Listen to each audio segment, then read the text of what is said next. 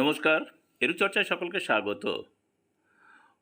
পশ্চিমবঙ্গ সরকারের finance department থেকে অর্থাৎ নবান্ন থেকে আজ 30/8/2022 তারিখে একটি নোটিশ জারি করা হয়েছে। আপনারা এই যে নোটিশটি দেখতে পাচ্ছেন, এই নোটিশে যে বলা আছে যে করম পূজা উপলক্ষে আগামী 6 সেপ্টেম্বর 2022 এবং 20 ভাদ্র 1429 করম পূজা পড়েছে এবং সেই করম পূজা উপলক্ষে ছুটি থাকবে। ছুটি কাদের জন্য থাকবে? না, আদিবাসীদের জন্য।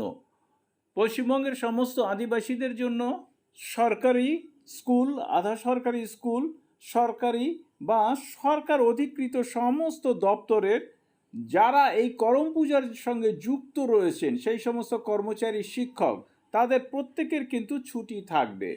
এই হলিডেটি কিন্তু সেকশনাল হলিডে, ফলে সাধারণদের জন্য এই ছুটি নয়, তারা কিন্তু এই ছুটি উপভোগ করতে পারবেন না।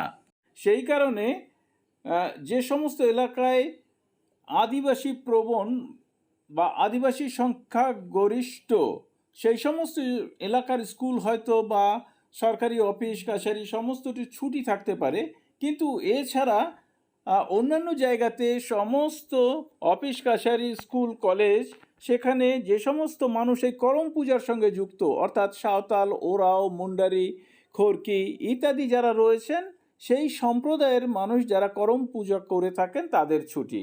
এছাড়া ছুটি থাকছে পশ্চিমবঙ্গে উত্তরবঙ্গে চা শিল্পের সঙ্গে যুক্ত, অর্থাৎ চা বাগানের সঙ্গে যুক্ত যে সমস্ত আদিবাসী রয়েছেন তাদেরও কিন্তু ছুটি থাকবে। অর্থাৎ এই যে বিশেষ সম্প্রদায় রয়েছে তাদের জন্য এই ছুটি ঘোষণা করা হয়েছে। সকলকে ধন্যবাদ জানিয়ে শেষ করছি। ভালো থাকবেন, সুস্থ থাকবেন।